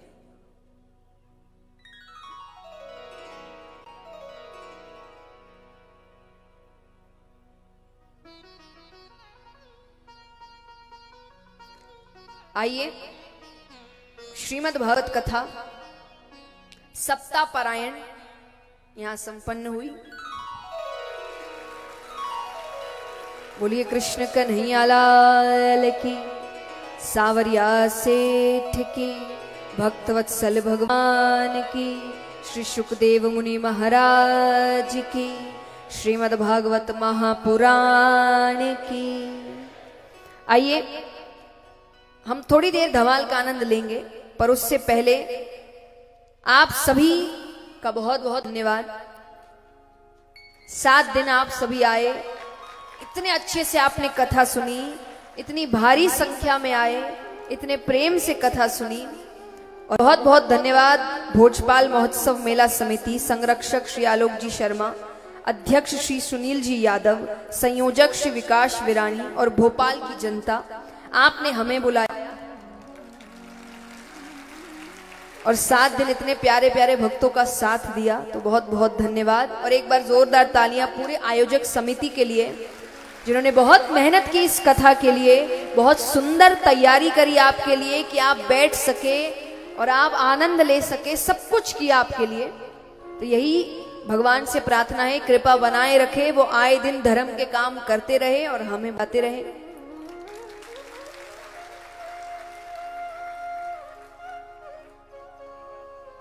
आइए, थोड़ी देर धमाल का आनंद लेते हैं। जितने भक्त हैं यहाँ पर, सभी अपने अपने स्थान पर खड़े हो जाएं। पुरुष एक तरफ, महिलाएं एक तरफ, और अपने अपने पर्स, मोबाइल फोन, आभूषणों का, बच्चों का ध्यान रखिए, निवेदन है सबसे।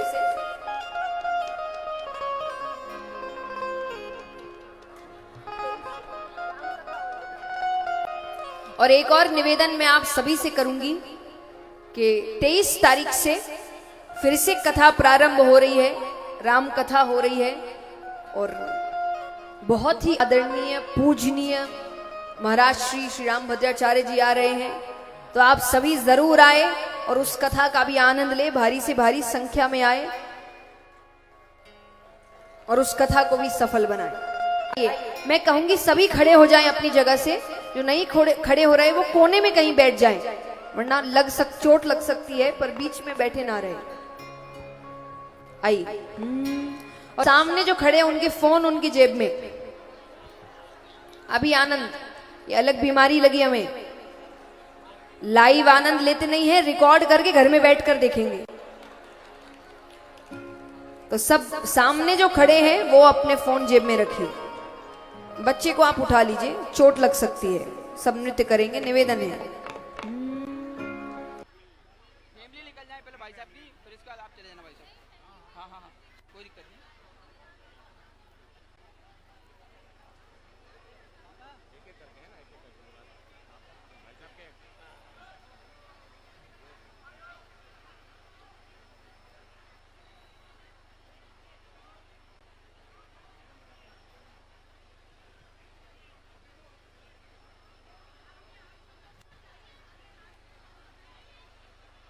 बस कुछ ही देर के बाद हम श्रीमद् भागवत की समापन की आरती की ओर चलेंगे, तो आप सब यहीं अभी बने रहें। बस कुछ ही समय के बाद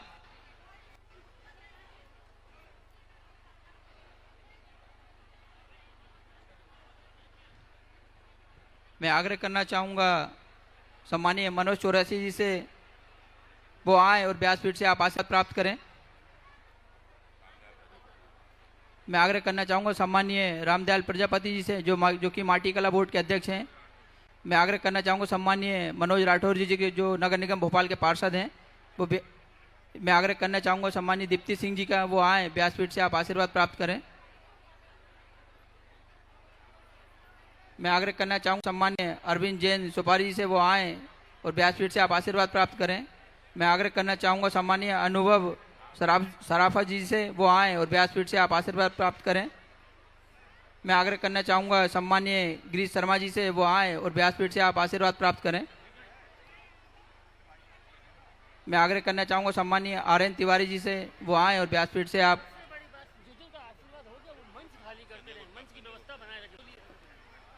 और मैं आग्रह करना चाहूँगा सम्मानीय संजय गुप्ता जी एडवोकेट साहब से, वो आए और व्यासपीठ से आप आशीर्वाद प्राप्त करें। और सभी मेरे अतिथियों से आग्रह है, जो भी आप व्यासपीठ से आशीर्वाद लेते जा रहे हैं, आप अपने अपना स्थान ग्रहण करें, मेरा सभी से आग्रह।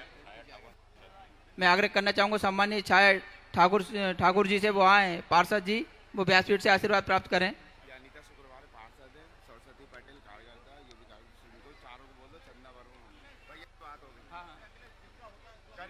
और जी जो भी आशीर्वाद लेते जाएं व्यासपीठ से, सभी अतिथियों से आग्रह है, आप अपना अपना स्थान ग्रहण करें, मन से आप सभी नीचे आ जाएं। मैं आग्रह करना चाहूँगा सम्मानीय भाई साहब राजकुमार पटेल जी भाई साहब से कि वो व्यासपीठ से आशीर्वाद प्राप्त करें। मैं आग्रह करना चाहूँगा सम्मानीय अनीता शुक्रवार जी पार्षद जी, वो आए और व्यासपीठ से आशीर्वाद प्राप्त करें। मैं आग्रह करना चाहूँगा सरस्वती पटेल जी से, वो आए व्यासपीठ से आशीर्वाद प्राप्त करें। मैं आग्रह करना चाहूँगा केसर टाक जी से, वो आए व्यासपीठ से आशीर्वाद प्राप्त करें। मैं आग्रह करना चाहूँगा चंदा वर्मा जी से, वो आए। मैं आग्रह करना चाहूँगा सम्मानीय चंदन लाल चंदन जी से, वो आए और व्यासपीठ से आप आशीर्वाद प्राप्त करें। मैं आग्रह करना चाहूँगा उषा शुक्ला जी से, वो आए व्यासपीठ से आप आशीर्वाद प्राप्त करें। मैं आग्रह करना चाहूँगा निशा शर्मा जी से, वो आए व्यासपीठ से आप आशीर्वाद प्राप्त करें। मैं आग्रह करना चाहूँगा अरुणा दुबे जी से, वो आए और व्यासपीठ से आप आशीर्वाद प्राप्त करें। मैं आग्रह करना चाहूँगा सीमा शुक्ला जी से, वो आए और व्यासपीठ से आशीर्वाद प्राप्त करें। और मेरा सभी अतिथियों से आग्रह है कि आप सभी व्यासपीठ से आशीर्वाद लेते जाएं, तो आप सभी मन से भाई साहब सभी नीचे होते जाएं, मेरा सभी से आग्रह है आप सभी से। और अब मैं बुलाना चाहूँगा भोजपाल महोत्सव मेले के उन सभी सदस्यों को, उन सभी सेवादारों को, जिन्होंने दिन रात एक कर यहाँ पर मेहनत की है और अपनी सेवा यहाँ पर दी। उन सभी से मेरा आग्रह है वो सभी मंच पर आ जाएं, मैं उनको बुलाना चाहूँ। मैं आग्रह करना चाहूँगा माननीय महेश मालवीय जी पार्षद भोपाल से, वो आए व्यासपीठ का आशीर्वाद प्राप्त करें। आप बोल दिया? हाँ? मेरा सभी अतिथियों से आग्रह है कि आप सभी कृपया कर सभी मंच खाली कर दें। मेरे सभी अतिथियों से हाथ जोड़कर निवेदन है कि जिन्होंने व्यासपीठ से आशीर्वाद प्राप्त कर लिया, वो मेरा सभी से आग्रह आप सभी नीचे आ जाएं। और अब मैं भोजपाल महोत्सव मेले समिति के सभी सम्मानित सदस्य को बुलाना चाहूँगा। श्री सुनील वैष्णव जी से आग्रह करूँगा कि वो मंच पर आएँ और व्यासपीठ से आशीर्वाद प्राप्त करें। आप मैं आग्रह करना चाहूँगा सम्मानीय दीपक बैरागी से व्यासपीठ से आशीर्वाद प्राप्त करें। मैं आग्रह करना चाहूँगा सम्मानीय केश कुमार शाह जी से, वो आए और व्यासपीठ से आशीर्वाद प्राप्त करें। मैं आग्रह करना चाहूँगा सम्मानीय मनीष जी से, वो आए और व्यासपीठ से आशीर्वाद प्राप्त करें। मैं आग्रह करना चाहूँगा सम्मानीय मनीष चौधरी से, वो आए और व्यासपीठ से आप आशीर्वाद प्राप्त करें। मैं आग्रह करना चाहूँगा सम्मानीय राहुल बाथम जी से, वो आए और व्यासपीठ से आप आशीर्वाद प्राप्त करें। मैं आग्रह करना चाहूँगा सम्मानीय दिनेश साहू जी से, वो आए और व्यासपीठ से आप आशीर्वाद प्राप्त करें। मैं आग्रह करना चाहूँगा सम्मानीय अजय साहू जी से, वो आए और व्यासपीठ से आप आशीर्वाद प्राप्त करें। मैं आग्रह करना चाहूँगा सन्नी भैया से, वो आए और व्यासपीठ से आप आशीर्वाद प्राप्त करें। मैं आग्रह करना चाहूँगा सम्मानीय निशांत जैन जी से, वो आए और व्यासपीठ से आप सपरिवार आशीर्वाद प्राप्त करें। मैं आग्रह करना चाहूँगा सम्मानीय अनिल यादव जी से, वो आए और व्यासपीठ से आप आशीर्वाद प्राप्त करें। मैं आग्रह करना चाहूँगा सम्मानीय जीत परमार जी से, वो आए और व्यासपीठ से आप आशीर्वाद प्राप्त करें। मैं आग्रह करना चाहूँगा सम्मानीय सोनू भैया से, वो आए और व्यासपीठ से आप आशीर्वाद प्राप्त करें। मैं आग्रह करना चाहूँगा सम्मानीय अनीता वर्मा जी से, वो आए व्यासपीठ से आशीर्वाद प्राप्त करें। मैं आग्रह करना चाहूँगा रामा भैया से, वो आए व्यासपीठ से आप आशीर्वाद प्राप्त करें। मैं आग्रह करना चाहूँगा शेफ भाई से, वो आए व्यासपीठ से आप आशीर्वाद प्राप्त करें। मैं आग्रह करना चाहूँगा सम्मानीय जगदीश प्रसाद दुबे जी से, कृष्ण मंदिर के पंडित जी हैं, उनसे भी आग्रह करूँगा वो व्यासपीठ से आशीर्वाद प्राप्त करें। भैया मेरा सभी अतिथियों से विशेष आग्रह है,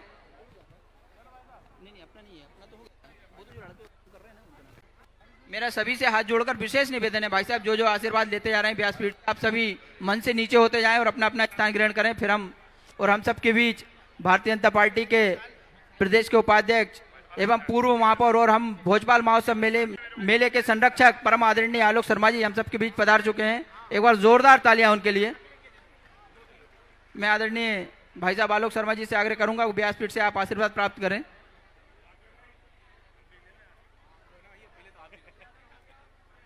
भैया सभी से मेरा विशेष आग्रह, जो जो भी हमारे अतिथि मंच पर है, मेरा सभी से आग्रह है, कृपया कर जैसे जो भी आशीर्वाद आप लेते जाएं व्यासपीठ से, तो आप कृपया कर नीचे आते जाएं। सभी से मेरा आग्रह, विशेष आग्रह है, कृपया कर मंच आप सभी खाली कर दें।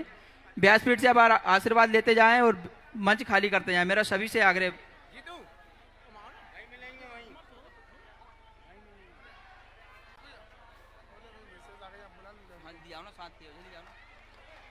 सभी से मेरा आग्रह है कि आप सभी व्यासपीठ से आशीर्वाद लेते जाएं और अपने अपने स्थान पर पहुंचेगा, सभी से आग्रह। फिर हम श्रीमद् भागवत कथा की समापन की आरती की ओर चलेंगे, तो मेरा सभी से आग्रह है।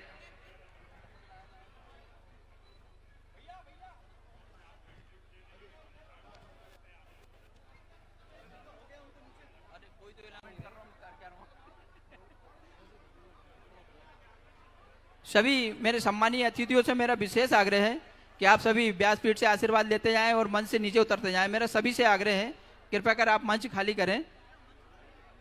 सभी से विशेष आग्रह मेरे सभी अतिथियों से।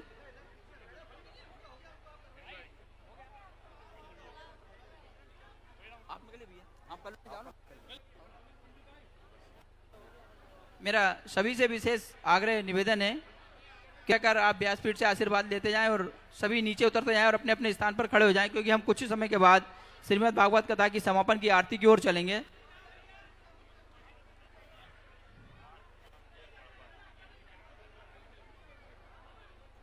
श्रीमद् भागवत कथा का आज ब्राह्म दिवस है और इसके पश्चात 23 तारीख से लेकर 31 जनवरी तक परम पूज्य गुरुजी जगत गुरु सम्मानीय श्री राम भद्राचार्य के मुख अरविंद से श्री राम कथा का आयोजन भी इसे राजा भोज मन से किया जाएगा, जो कि 23 तारीख से लेके 31 जनवरी तक यहाँ पर चलेगा। तो आप सभी उसमें सादर आमंत्रित हैं।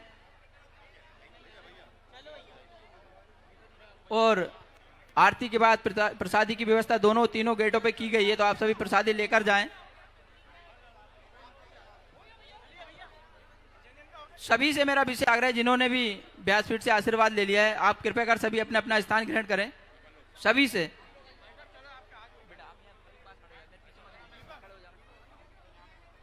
मेरा सभी से विशेष आग्रह है, सभी अतिथियों से कि जिन्होंने भी व्यासपीठ से आशीर्वाद ले लिया है, वो कृपया कर मन से नीचे आकर अपना अपना स्थान ग्रहण करें। बस कुछ ही समय के बाद हम श्रीमद् भागवत कथा की समापन की आरती की ओर चलेंगे।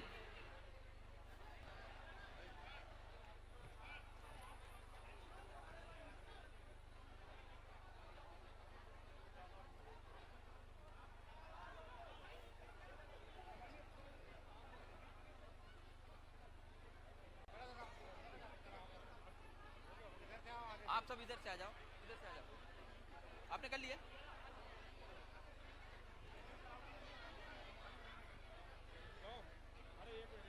भोजपाल महोत्सव मेले की भव्य एवं धार्मिक प्रस्तुति 23 जनवरी से लेके 31 जनवरी तक परम पूज्य गुरुजी श्री राम भद्राचार्य जी के मुख अरविंद से श्री राम कथा का भव्य आयोजन इस राजा भोज मंच से होने जा रहा है। मैं अब आग्रह करना चाहूंगा सम्मानीय हमारे भोजपाल महोत्सव मेले समिति के संरक्षक परम आदरणीय आलोक शर्मा जी भाई साहब से कि भी वो जनता को आभार व्यक्त करें।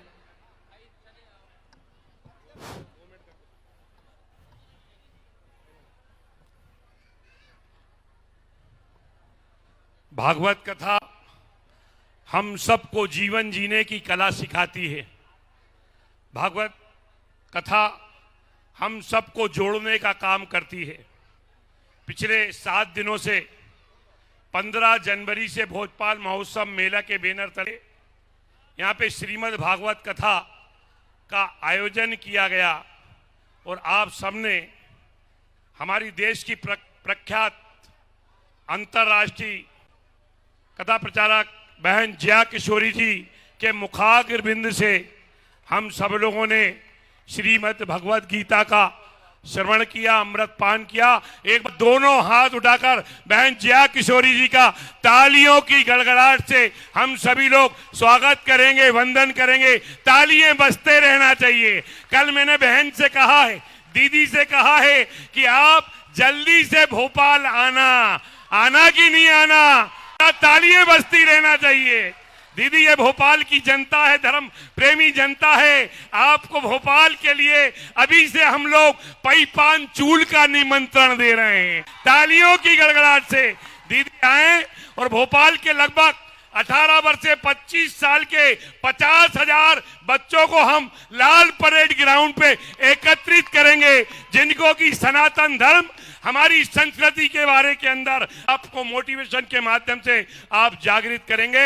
आप सभी धर्म प्रेमी बंधुओं का मैं दिल की गहराइयों की ओर से भोपाल महोत्सव मेले की तरफ से आप सबका आभार व्यक्त करता हूं और उम्मीद करता हूं परसों से हम सब के बीच में देश के प्रख्यात संत राम भद्राचार्य जी भी आ रहे हैं। उनका भी तो हम तालियों की गड़गड़ाहट से स्वागत करेंगे। आए, अपने परिवार को लेकर आए और आप सभी लोग मिलकर इसी प्रकार से भोपाल में धर्म की गंगा बहाएं। आप सभी लोगों ने बेल जन सेवा समिति, भोपाल महोत्सव समिति को जो अपना लाड़ दिया है, प्यार दिया है, दुलार दिया है, स्नेह दिया है, उसके लिए हम सभी समिति के पदाधिकारी, सुनील यादव, भाई विकास वीरानी जी, सभी पूरा परिवार आपका बहुत बहुत आभार व्यक्त करते हैं। दीदी हंसिए, आप मुस्कुराइए, दीदी खिलिए, खिलखिलाइए। एक बार तालियों की गड़गड़ाहट से हमारी जया किशोरी बहन को हम जरा तालियां बजता रहना चाहिए, जोरदार तालियां। जल्दी से जल्दी जया किशोरी बहन हमारे राजा भोज की नगरी में, रानी कमलापति की नगरी में आएंगे। आएंगे नहीं आएंगे? अरे आएंगे नहीं आएंगे? अरे मेरे साथ बोलेंगे, स्वागत है भाई, स्वागत है दीदी का, स्वागत है, स्वागत है भाई, स्वागत है, स्वागत है भाई, स्वागत है। अरे पीछे से आई नहीं रही आवाज, पूरा पंडाल घूम जाए। स्वागत है भाई, स्वागत है, स्वागत है भाई, स्वागत है। आए और हम सभी लोग मिलकर यहाँ पे आरती करेंगे। कर्पूर गौरम करुणावतारम संसार सारम भुजगेन्द्रहारम सदा वसंतम हृदयारविंदे भवं भवानी सहितं नमामि।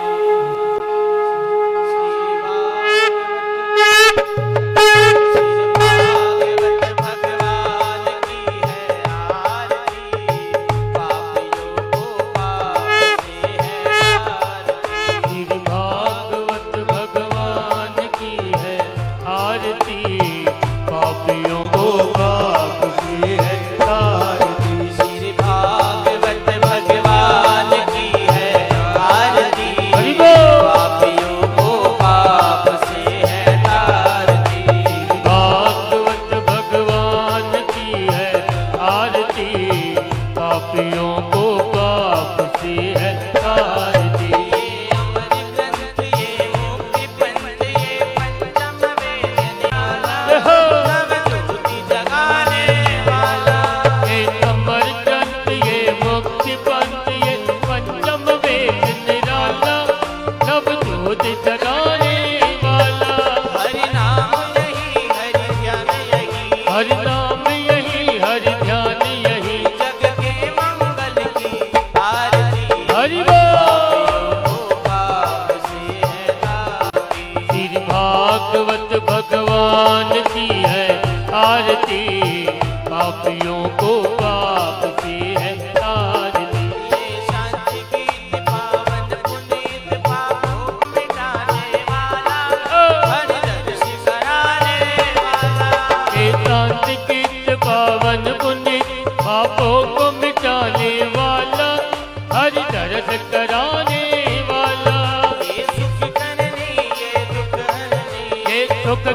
आरती ये दुख हरनी श्री मधुसूदन जी की आरती हरि बोल को पाप से है तारती श्री भागवत भगवान की है आरती पापियों को पाप से है तारती ये मधुर बोल जगपन खोल सन्मार्ग बताने वाला बिगड़ी को बनाने वाला हे मधुर बोल जगपंथ को सन्मार्ग बताने वाला बिगड़ी को बनाने वाला श्री राम यही घनश्याम यही श्री राम यही घनश्याम यही प्रभु की महिमा की आरती हरि बोल को पाप से है तारती श्री भागवत भगवान की है आरती पापियों को पाप से है तारती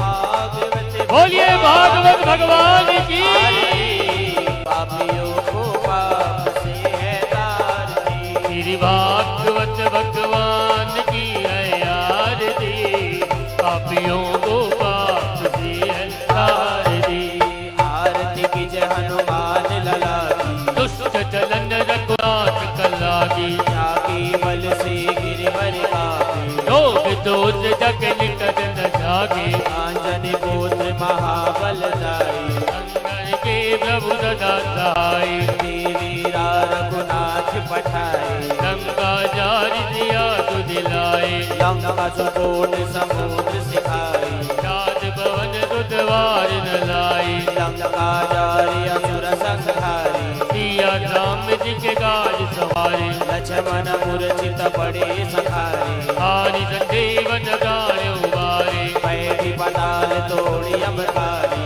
ऐया वन की भुजा उखारे बागी भुजा सुर दल मारे दाहिने भुजा चंद जनदारे सुरन मुनि जन आरती उतारे जय हनुमान जी उचारे कंचन थाल कपूर लौछाई आरती करन अंजना माई जो हनुमान जी की आरती गावे बस गए कुंड परम वन भावे लंका वंश की है रघुराई तुलसीदास स्वामी की गाई आरती की जय हनुमान लला की दुष्ट चलन रघुनाथ कला की लाल देह लाली लसे अरुधर लाल लगू वज्र देह दानव दलन जय जय जय कवि सू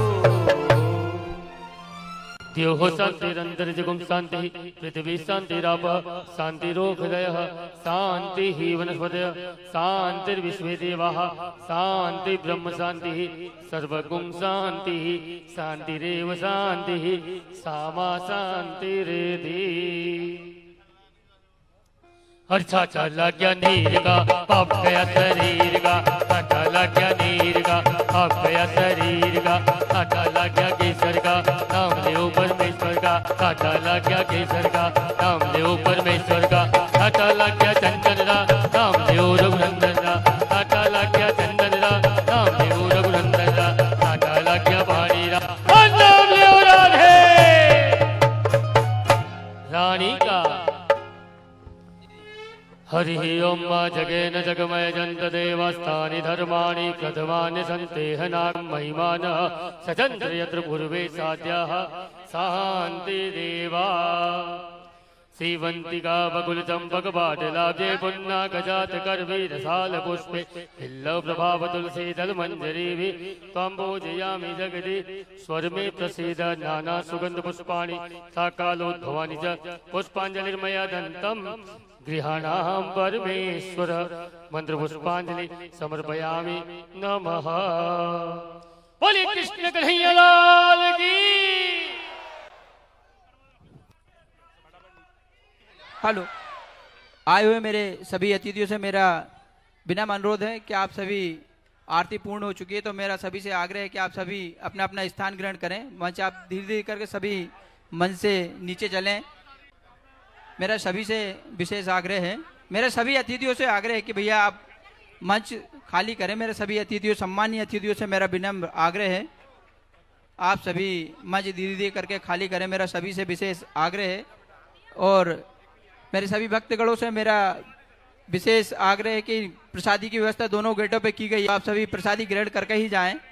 और परसों से 23 जनवरी से लेके 31 जनवरी तक परम पूज्य गुरुदेव जी महाराज श्री रामभद्राचार्य जी के मुखारविंद से श्री राम कथा का भव्य आयोजन इसी राजा भोज मंच से इसी जगह से किया जाएगा। तो आप सभी भक्तजनों से आग्रह कि आप सादर आमंत्रित हैं श्री राम कथा के लिए, तो आप सभी अवश्य पधारें और राम कथा का भी आप आनंद लें।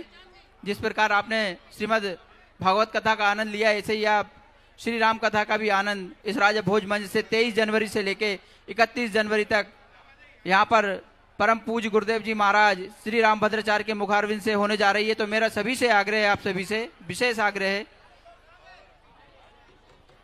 मेरे सभी सम्मानीय अतिथियों से मेरा आग्रह है कि आप सभी धीरे धीरे करके मंच आप खाली करें सभी से और अपना अपना स्थान ग्रहण और प्रसादी ग्रहण करके ही आप सभी अतिथि भक्तगण श्रोतागण से मेरा सभी से निवेदन है कि आप सभी प्रसादी ग्रहण कर कर यहाँ से जाएं। मेरा सभी सम्मानीय अतिथियों से विशेष आग्रह है कि आप सभी धीरे धीरे करके मंच आप खाली करें। मेरा सभी से आग्रह है आप अपना अपना स्थान ग्रहण करके और प्रसादी ग्रहण कर कर यहाँ से आप जाएं। सभी सम्मानीय अतिथियों से मेरा विशेष आग्रह है। बेटा तुम एक साइड हो जाओ।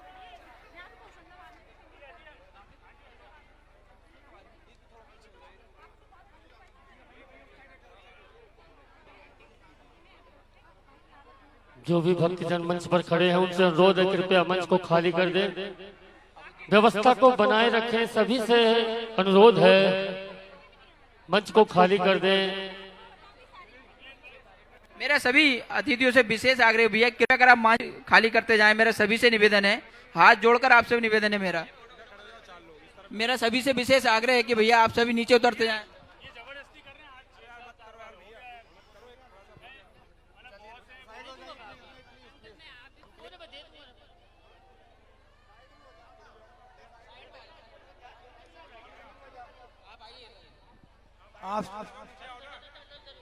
राधे राधे। आपसे निवेदन है, दीदी के प्रति आपके में जरा भी सम्मान है तो भगवान के लिए नीचे उतर जाइए,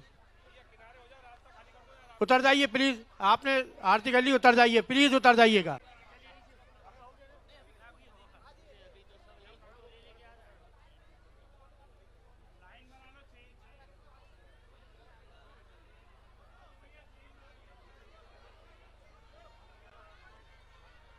यहाँ से हटिएगा, ये रास्ता खाली करिए, ये जीने खाली करिए, पूरे खाली कीजिएगा, हटिएगा, उतर जाइए भैया। सभी सम्मानीय सदस्यों से और खाली कीजिएगा, अतिथियों से मेरा आग्रह रास्ता खाली कर दें। मेरा सभी से आग्रह है।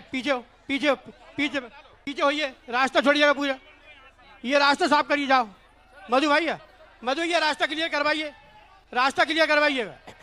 बोले श्री राधे, बोले बाके बिहारी लाल की, बोले बाके बिहारी लाल की। लेके जा भाई साहब, मम्मी का बीच का रास्ता छोड़ दीजिएगा, बीच का रास्ता छोड़िए। चेन बनाए, चेन चेन बनाए, चेन चेन।